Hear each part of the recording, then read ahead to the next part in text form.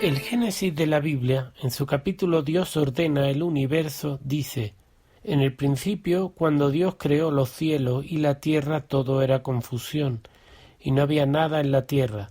Las tinieblas cubrían los abismos, mientras el Espíritu de Dios aleteaba sobre la superficie de las aguas. Y dijo Dios: haya luz, y hubo luz. Génesis 1:4. Viracocha en Perú fue un dios supremo que surgió de las aguas y que, igual que Dios en el Génesis, creó el cielo, la tierra, los hombres, los animales y la primera generación de gigantes que vivieron en la oscuridad.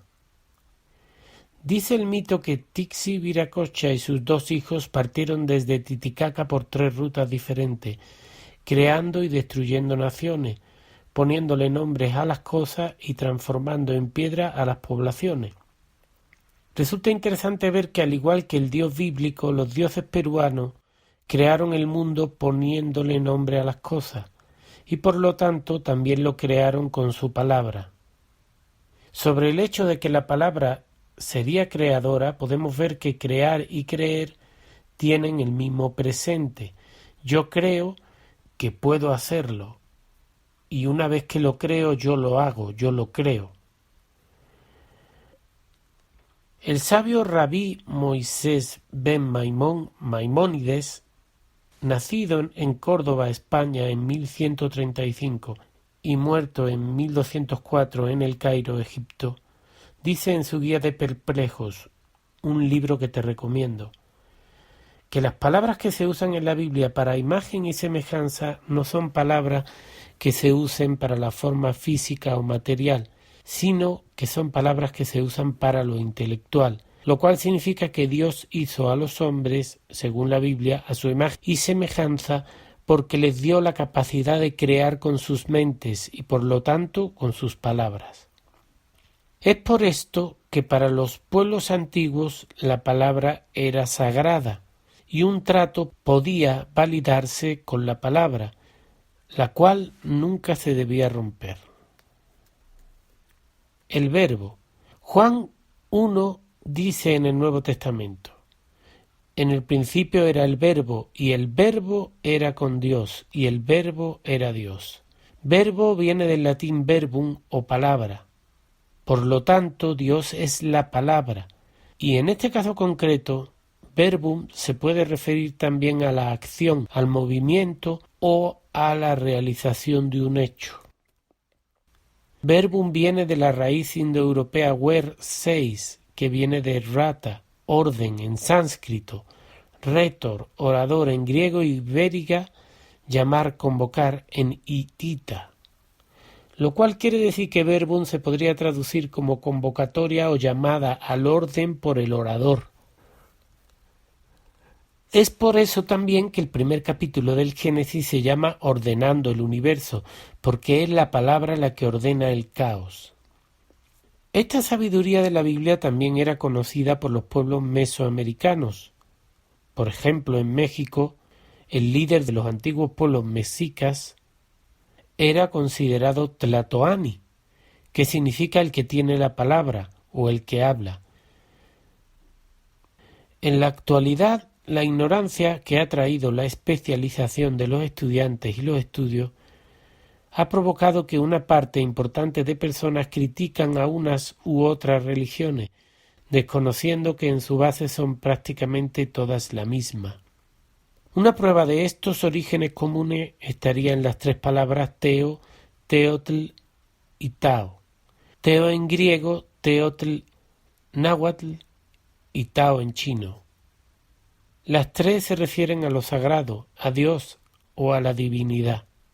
Así tenemos teología o estudio de Dios en español, o Teotihuacán, lugar donde nacieron los dioses o lugar de los dioses en náhuatl, y taoísmo, que es una tradición religiosa que proviene de la India y en la cual el Tao o Teo es una representación de Dios. La buena vida. La ignorancia a la que han llevado a la humanidad las especializaciones ha hecho que haya personas que pueden pasar años estudiando el mismo tema sin compararlo con otro, Y es por esto que muchas personas critican las diferentes religiones sin el conocimiento de sus similitudes y sus más que probables relaciones. Y un gran ejemplo de esta ignorancia es que si encuentras un crítico de la religión, por ejemplo, cristiana o islámica, puedes tener total seguridad de que nunca leyó la Biblia o el Corán completo. Será un milagro si te encuentras a alguien que lo haya leído, y aún menos que lo haya estudiado. Haz la prueba. Todos critican las religiones, pero ninguno ha leído los libros para poder opinar. Y aquí entra de nuevo lo importante que era la palabra para los pueblos antiguos, ya que para hablar de algo, hace muy pocos años, la persona tenía que saber de este tema o tener un criterio basado en experiencias. Hoy las personas hablan con un total desconocimiento de todo, especialmente en las redes, y simplemente repiten lo que escuchan o lo que les dicen en las universidades, la prensa, el internet o la televisión. La clave para encontrar la relación entre Grecia, la India y China podría estar también en la palabra griega zen. En griego, eusen significa vida buena. Y lo más interesante es que la palabra zen viene de Zeus, que a su vez viene del indoeuropeo dieu, que significa luz diurna. Probablemente fueron budistas de la India los que llevaron a China el estilo de vida griego eusen, dando origen al budismo zen. De hecho, la palabra Dios tiene la misma raíz que zen, ya que ambas nacen, como dijimos antes, de la palabra indoeuropea dieu, de la cual viene Zeus, Deus, Dios, y el zen es una de las manifestaciones de la luz de Zeus. Bien decir, ¿influye lo que decimos y lo que nos dicen en nuestras vidas? ¿Tendríamos que cuidar lo que decimos o pensamos? Mateo 15:18 dice, pero lo que sale de la boca proviene del corazón, y eso es lo que contamina al hombre. Por esto los pueblos antiguos tenían muy en cuenta lo que se pronunciaba, ya que, por ser decretos, se pensaba que las palabras afectaban a nuestro futuro. Es de esta idea de donde nacen las dos expresiones maldición o maldecir y bendición o biendecir. Cuando alguien habla con respeto, con amabilidad y con amor, crea un ambiente amable y bueno para la persona que recibe sus palabras. Cuando alguien pierde el respeto, critica o calumnia, está creando en la persona un ambiente nocivo. En las enseñanzas de Don Juan, un libro en el cual Carlos Castañeda recopila una mezcla de tradiciones antiguas mesoamericanas y filosofías modernas de la nueva era, un hombre de conocimiento llamado Don Juan explica que el arma del brujo son sus palabras y que es con sus palabras con las que se puede afectar el mundo que le rodea. El principio. El Tao Te Ching del chino Lao Tse comienza con las palabras: el Tao que puede nombrarse no es el Tao eterno, el nombre que puede nombrarse no es el nombre inmutable, la no existencia es el principio del cielo y de la tierra. Al igual que el Génesis, Lao Tse habla de un Dios eterno e inmutable, y además da a entender que lo que se puede nombrar, lo que ha sido creado ya con la palabra, no pertenece a este Dios o Tao. La idea de Lao Tse es básicamente la misma que expresa Jesucristo cuando dice que su reino no es de este mundo. En resumen, todo lo que puede ser pronunciado y nombrado, es decir, todo lo material, es de este mundo, y todo lo que no se puede nombrar o describir es lo eterno y es de otro mundo.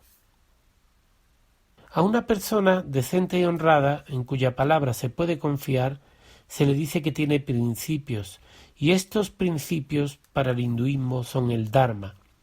En el Mahabharata de Vyasa, uno de los libros que sirven como pilares al hinduismo, sobre el Dharma se dice: jamás concebía ningún pensamiento que fuera contra el Dharma. Todos los grandes reyes del pasado viven aún en la mente de los hombres debido a esta única razón, anduvieron el camino de la verdad. Llama mucho la atención que Tao se traduce como camino y que en Juan 14:6 se dice: yo soy el camino y la verdad y la vida. Sobre el Dharma, que es también un camino, se dice en el Mahabharata en forma de poema: ¿quién hace que el sol se ponga? El Dharma hace que el sol se ponga. ¿En quién está establecido el sol? El sol está establecido en la verdad. Y aquí podemos hacer varias observaciones muy interesantes. La primera es que en el hinduismo está el Dharma y que la palabra dar viene de Dieu o Dios. El Dharma es seguir el camino de la verdad y la vida, y su palabra opuesta es el karma, que no es otra cosa que el precio que se paga por transgredir las leyes divinas. Estas dos leyes del Dharma y el karma se reflejan también en las enseñanzas de Cristo cuando dice en Lucas 6:38: dad y se os dará. Y en Mateo 13:12 dice: porque a cualquiera que tiene se le dará y tendrá más, pero al que no tiene, aun lo que tiene le será quitado. Si se tiene buen corazón, si se sigue el Dharma, si se da uno a los demás, recibirá. Pero si no se tiene, se le quitará. Jesús dice que es la luz del mundo, la verdad y la vida, y de la misma forma en Mahabharata, del cual es héroe Krishna, dice que el Dharma es el camino de la verdad y que el sol está establecido en él.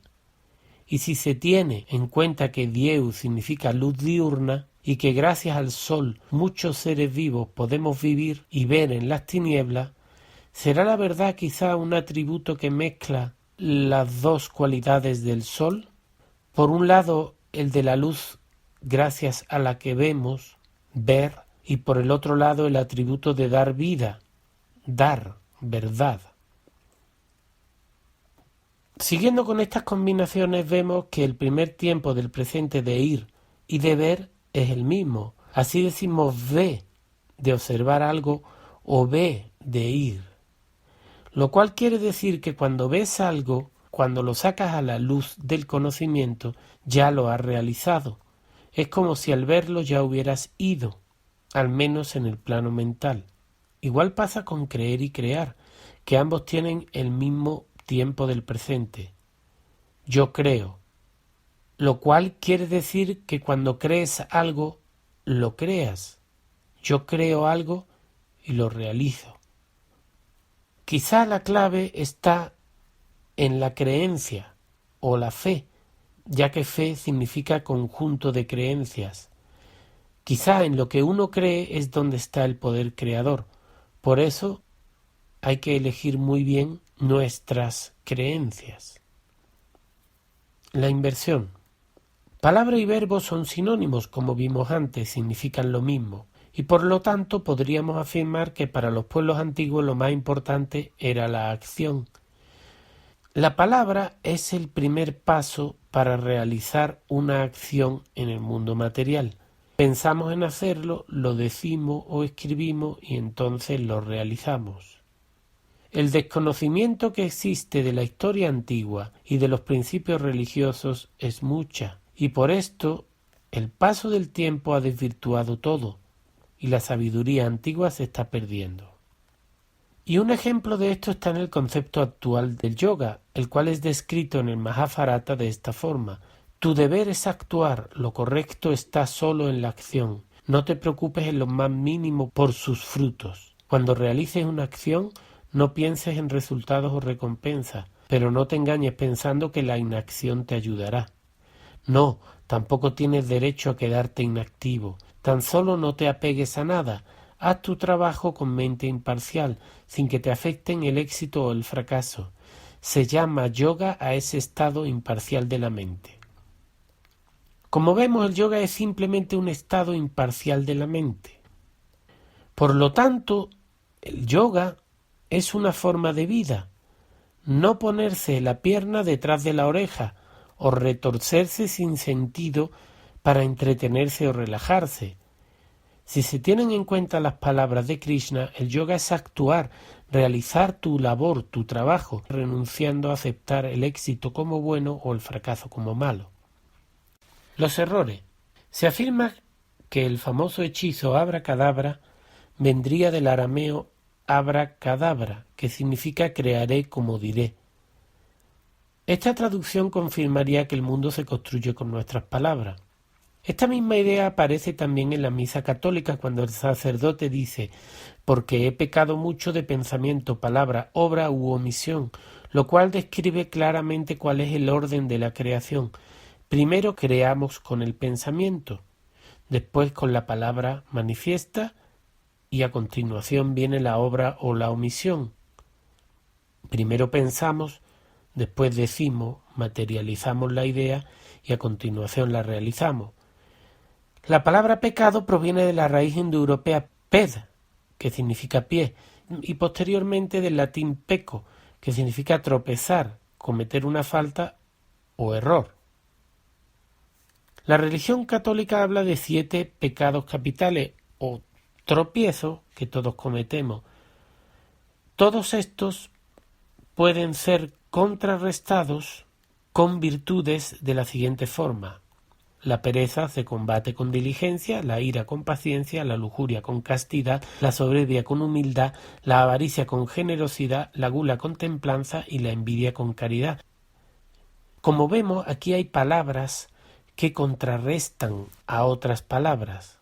Podríamos afirmar que para contrarrestar una palabra u acción hay que conocer y aplicar su opuesta.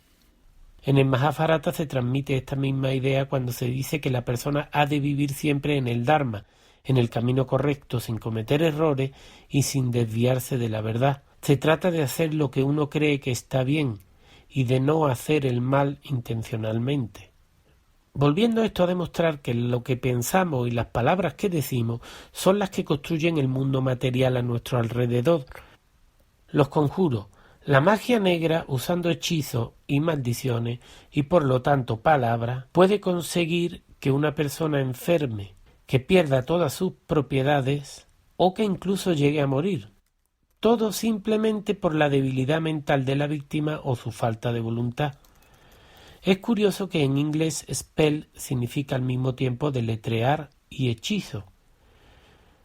¿Prueba esto que las palabras se pueden usar como una forma de hechizo basado en el control mental? ¿Son las palabras algo así como hechizos que construyen el mundo material? La cuestión está en que cuando un niño está deletreando una palabra, está deletreando un hechizo en el idioma inglés. Para destruir los hechizos y maleficios, la Iglesia Católica usa el exorcismo, palabra que viene de ex o fuera de, y orcismo, que proviene de la palabra orco, ogro en español. Para los romanos el Orcus era un demonio que vigilaba las puertas del infierno, para impedir que las almas pudieran abrirlas y entraran en ella las potencias del cielo. Orc en latín significa infierno. Diablo o devil en inglés viene de la palabra griega diabolos, que significa el que divide, y de esta expresión proviene la palabra española débil, relacionada con la falta de energía o la enfermedad. A la hora de realizar un exorcismo, el sacerdote usa conjuros, palabra que viene de conjurar, formada con todos, ius derecho y aire acción, acción justa y completa. Hoy conjuro se traduce como acción y efecto de ligarse a alguien o algo mediante un juramento, por lo cual podríamos decir que al hacer el exorcismo, el sacerdote está rompiendo el pacto que tiene la persona con el demonio. La oración. Lo opuesto a los hechizos o maleficios son las oraciones, que también son combinaciones de palabras. Estas oraciones se hacen a Dios Deus Zeus. Para la religión, los hechizos y maleficios se hacen con la ayuda de un ángel caído llamado Satanás, aparte de otros muchísimos demonios. Pero Satanás, que es el más importante, viene de Saturno, Cronos, dios del tiempo. Saturno era conocido como el señor de los anillos, el tuerto o el ojo, por la forma en la que se ve este planeta en el cielo. El opuesto a Saturno, Satán, era Zeus, Deus, Dios, y es muy interesante ver lo que sucede cuando comparamos las palabras relacionadas con estas dos deidades de la siguiente forma. En Dios vemos eternidad, su opuesto es el tiempo. La eternidad nos da la tranquilidad, no hay prisa. El tiempo nos agobia, nos controla. En el lado de Dios vemos el ahora, que es la eternidad. a hora, sin hora. En el lado de Saturno vemos la hora, del cronos, del reloj. En el lado de Dios vemos amor. En el lado contrario vemos Roma. Por eso quizás se escriba Roma al revés que amor. Roma era la capital de Saturnia. Era su nombre anterior. No es donde está el Vaticano. Es una ciudad que está cerca que se llamaba Saturnia, que tenía 7 colinas. Dios es la vida. Saturno, Cronos, Satán, es el dios de la muerte. Amor también se puede traducir como a sin mort, que significa sin muerte. Saturno, Cronos, Satán, hoy está relacionado con el odio, que lleva a la muerte. Y por último, Dios es único, uno, es la unidad. Mientras que Saturno, Cronos, Satán es la división, por eso diablos. Es tu Dios. Los hechizos y maleficios usarían el poder de las palabras para sembrar en la mente humana ideas que a su vez crearían realidades en la vida de las personas. Por ejemplo, por medio de una palabra, una persona o entidad puede inducir a otra a pensar que se encuentra enferma, o puede provocarle miedo a tal grado que la persona quede paralizada y se ponga en manos del manipulador. Uno de los mejores ejemplos de cómo se puede usar una palabra para enviar un mensaje subliminal a una persona sin que ésta se dé cuenta es la palabra estudios, una palabra aparentemente inofensiva que incluye sin duda un fondo siniestro. Si se separa esta palabra en sus 3 monosílabos, estudios se lee estudios, lo cual puede inducir a la persona a creerse de forma religiosa lo que el estudio publica como si fuera su Dios.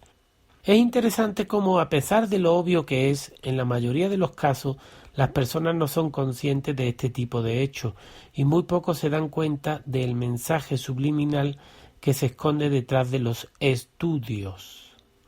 Los poetas. La palabra libro viene del latín liber, que se traduce como libro, ya que antiguamente se escribía en el liber, que es la parte interior de la corteza de un árbol. De esta palabra proviene la palabra libertad. Entrando en el supuesto de que las palabras fueran conjuros que construyen en el mundo mental y material, podríamos pensar que un libro, si está escrito con buena intención y con conocimiento, tendería a liberar a la persona, pero si está lleno de maleficio o frases malintencionadas, escritas con la idea de engañar al lector, si éste lo leyera se vería atrapado en la oscuridad. Biblia viene de biblos, o libro en griego, y en este se encuentra, según la tradición religiosa, la palabra de Dios. Además, la Biblia incluye mensajes que Dios habría comunicado a ciertas personas, que actuarían como sus mensajeros para anticipar hechos futuros, llamándose estas personas profetas. Muchos profetas de la antigüedad, que escribían usando poesía, adivinaban el futuro por medio de señales, como aves o nubes, y después estas señales las escribían en libros o las conservaban de forma oral. En el Majábharata de Vyasa, uno de los libros más importantes del hinduismo que mencionábamos antes, el sabio Vidura le aconseja a su hermano Dhritarashtra sobre las palabras. Controlar el habla se dice que es lo más difícil. No es fácil mantener una larga conversación, articular palabras llenas de sentido y deleitar a los oyentes. Una charla bien intencionada puede hacer mucho bien, e igualmente las malas palabras traen el mal. Un bosque atravesado por flechas o cortado por hacha puede crecer de nuevo, pero un corazón herido por palabras malvadas nunca puede recuperarse. Armas como las flechas y los dardos pueden extraerse fácilmente del cuerpo, pero una palabra clavada profundamente en el corazón como una daga no es posible sacarla. Las palabras que salen por la boca como flechas son terribles. Heridos por ellas muchos sufren día y noche. Un hombre sabio no debería disparar tales flechas para no herir el alma de los otros. Igual que Vidura, Cristo aconseja en la Biblia tener cuidado con nuestras palabras en el capítulo Lo que contamina al hombre, cuando dice: Hipócritas, bien profetizó de vosotros Isaías cuando dijo: Este pueblo de labios me honra, mas en su corazón está lejos de mí, pues en vano me honran, enseñando como doctrina mandamientos de hombre, y llamando así a la multitud, les dijo: Oíd y entended, no lo que entra en la boca contamina al hombre, mas lo que sale de la boca, esto contamina al hombre. En conclusión, que si aceptamos que la creación mental se realiza con pensamiento, palabra y obra, y si aceptamos que el pensamiento da el primer paso, la palabra decreta y la voluntad lo lleva a cabo, podemos decir que aunque los pensamientos y las palabras tienen un gran poder, es al final la voluntad la que hace que la obra se realice. Mientras el pensamiento y la palabra vienen de la mente, la voluntad es la fuerza del corazón, y es la voluntad la que tiene la decisión final de permitir o no ciertos pensamientos. O dicho de otra forma, cambiando el pensamiento y la palabra, la persona puede cambiar su destino con su voluntad, siempre y cuando respete las leyes divinas o el Dharma. En el Nuevo Testamento, en Mateo 7, 15, 20, Jesús dice: Guardaos de los falsos profetas que vienen con disfraces de ovejas, pero por dentro son lobos rapaces. Por sus frutos los conoceréis. ¿Acaso se recogen uvas de los espinos o higos de los abrojos? Así todo árbol bueno da frutos buenos, pero el árbol malo da frutos malos. Un árbol bueno no puede producir frutos malos, ni un árbol malo puede producir frutos buenos. Todo árbol que no da buen fruto es cortado y arrojado al fuego, así que por sus frutos los reconoceréis. Lo cual parece concluir que lo importante es nuestra naturaleza, lo que llevamos dentro, y que esto es lo que dará fruto. Por lo tanto, nuestras palabras y nuestros pensamientos tienen valor si los dominamos y elegimos con nuestra fuerza de voluntad cuál queremos que sea nuestro futuro. Nuestras obras o frutos, dependiendo de la voluntad buena o mala que éstas lleven, crearán para nosotros un futuro agradable o un infierno. Quizá el cielo y el infierno no estén tan lejos como pensamos, sino que los estaríamos construyendo en nuestras mentes, y quizá nuestros pensamientos y nuestras almas son las que decidirán si viviremos en el cielo o en el infierno. Lo que parece claro es que, una vez materializadas por nuestra voluntad y nuestro corazón, nuestras palabras se convierten en nuestro fruto, y en esos frutos que son nuestras obras está la esencia de lo que en realidad somos.